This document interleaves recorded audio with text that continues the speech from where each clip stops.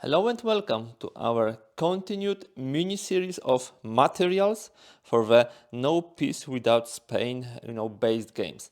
The series of games encompasses three games: actual No Peace Without Spain, 9 years the War of the Grand Alliance, and the Pragmatic War, the War of the Austrian Succession. All three games are based on the same system, which was started in the first game. Pretty quick, intuitive, fast to play, and that is why I believe the game was so successful that it had two continuations. By no means these are the new editions. We rather cover new periods in the history. Here mainly 1702-13, which is Spanish succession war.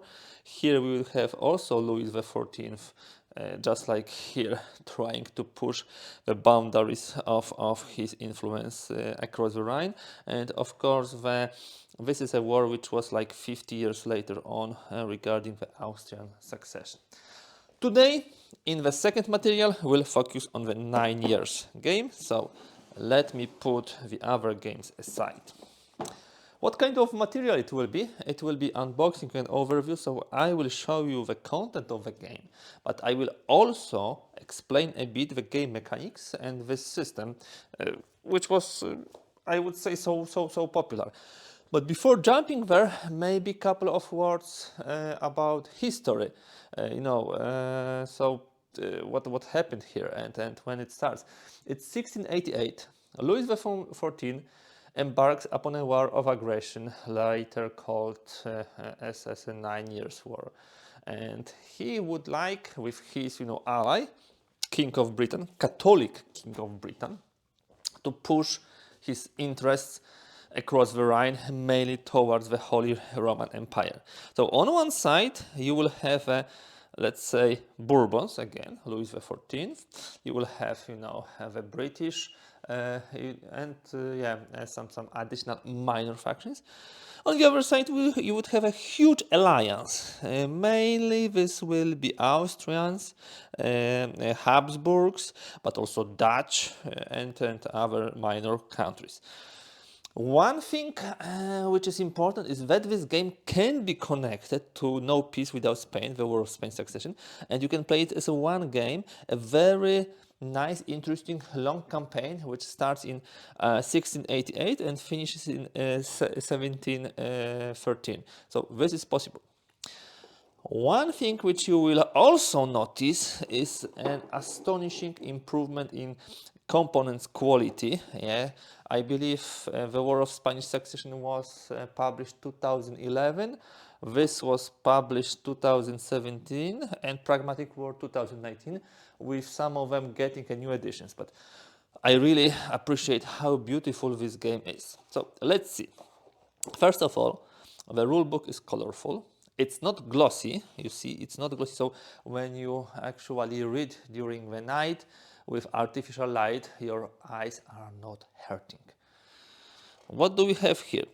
The content will be pretty similar to what we remember from the Spanish succession, but much more, I would say, easy to read. First of all, we have very nice table of contents.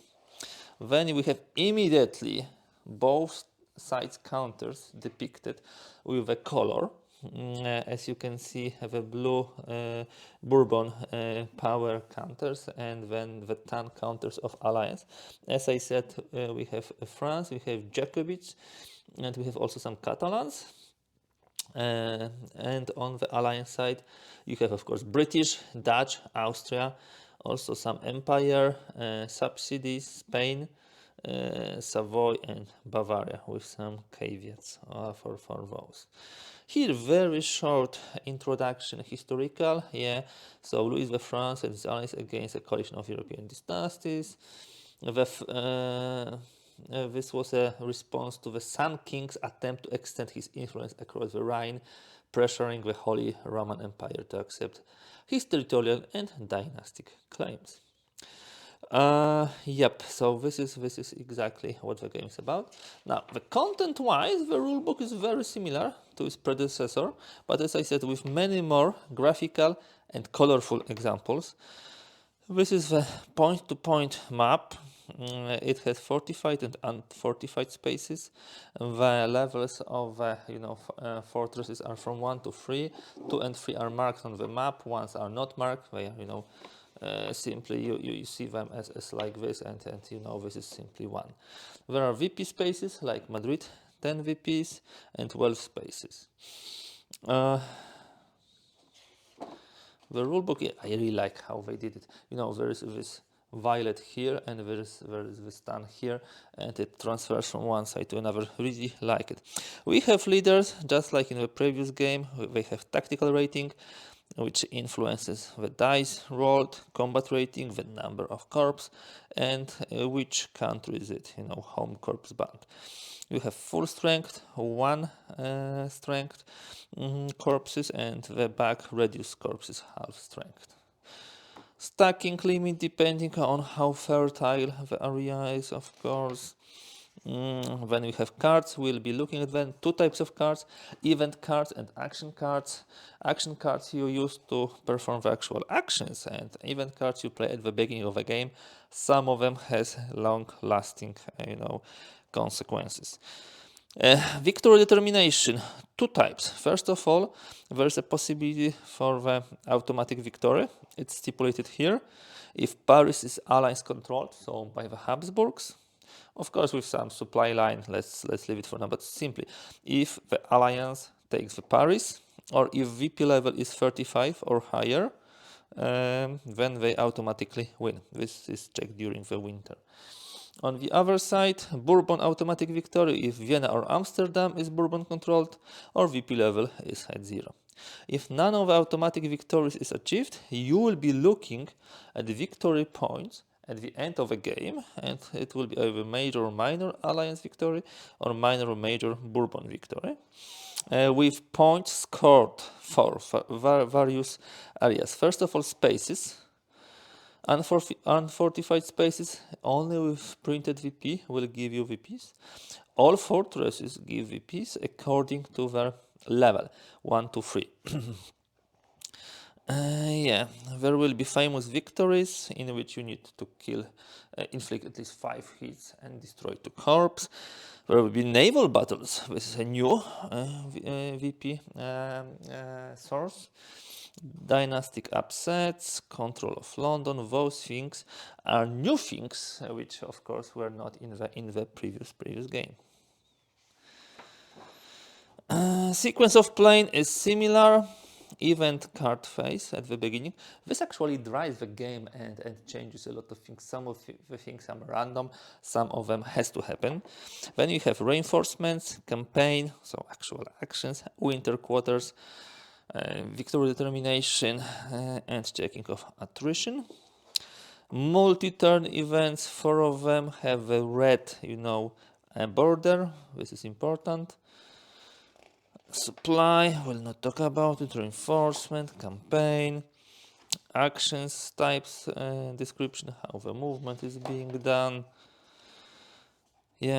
All of this, interception, fortified lines, battles, again very straightforward. Each full strength corp and up to 2 leaders will be rolling die which hits on 5 or 6. The demoralized leaders or corps will hit on 6. Very, very quick and straightforward resolution of the battles. Possibility to eliminate, capture, and now wound the leader. Sieges are crucial part because you get the points for, of course, those fortified spaces. So you will spend a lot of time on sieges. And then you have also King William's War, a special card phase. In War of Spanish Succession, you had actually the Madrid control and loyalty of the Spanish allies phase. Winter quarters then, and now scenarios. And there are some options. First of all, you have 9 years scenario with a setup like this, with Alliance, Bourbon, and Marker. But you will also have a grand campaign game which combines both games. So War of Spanish Succession and 9 years, and it will have some translation between one game and another, of course. Yeah. You have 9 years leaders, no pace without Spain leaders. Okay, this is described how they enter, and you have extended example of play. Again, I would love to have some pictures here. Design notes. If you have not noticed, the game, the no peace, the 9 years, the War of the Grand Alliance has a new designer.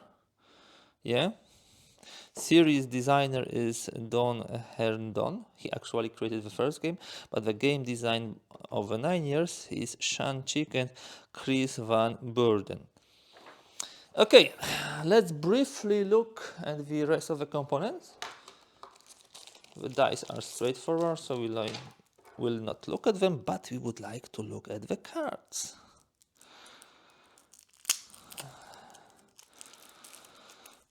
Okay, let me just open them. They are pretty nicely packed. Okay, first of all, we have action cards of a value 1, 2, and some of them 3. But then we have the events.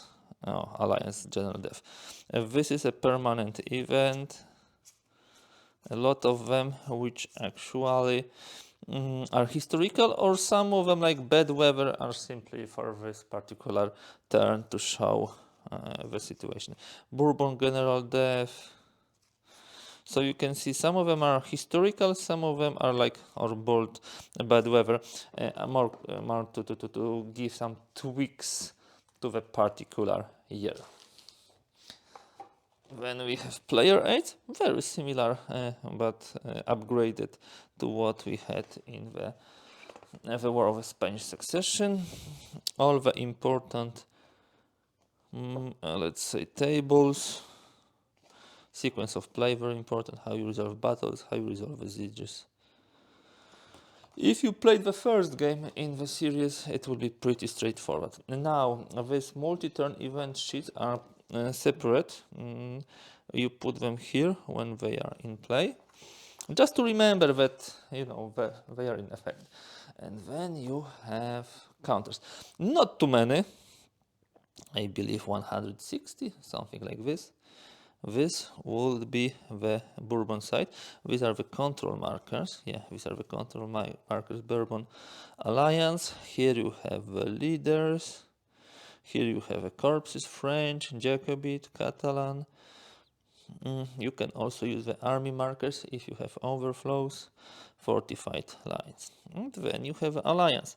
Many more colors. Bavarian, you have Dutch, you have British, Spanish, yeah, so Empire and so on.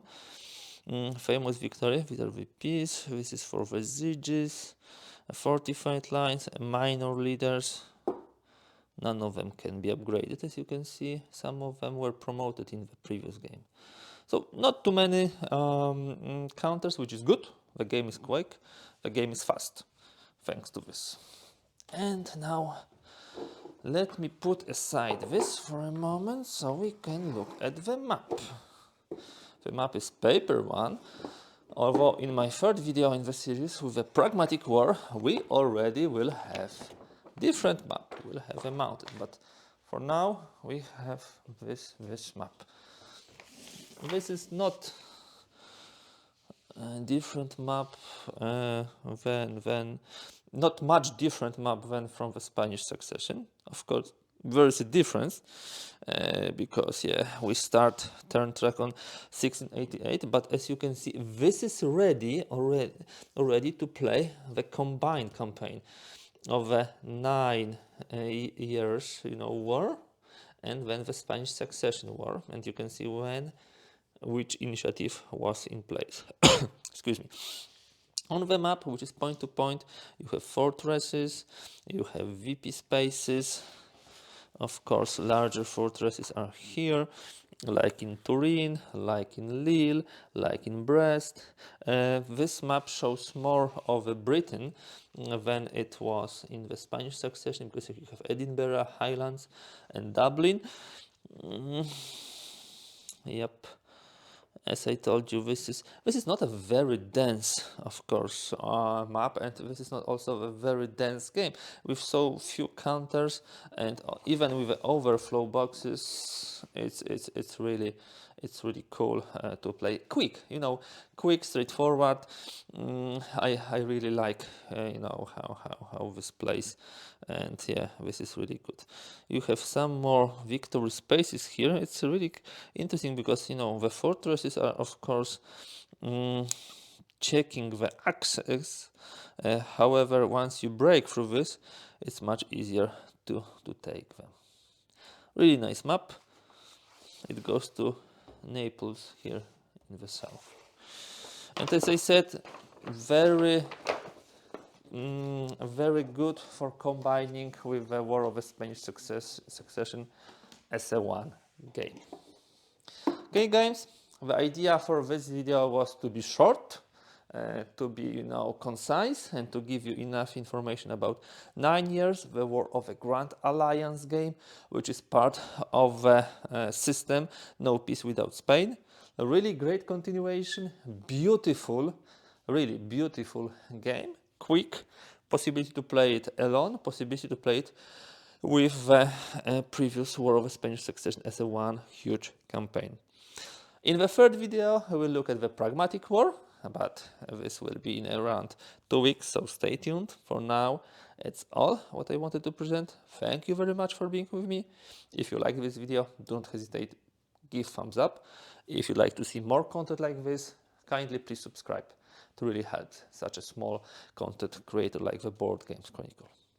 Thank you very much for being with me, and stay tuned.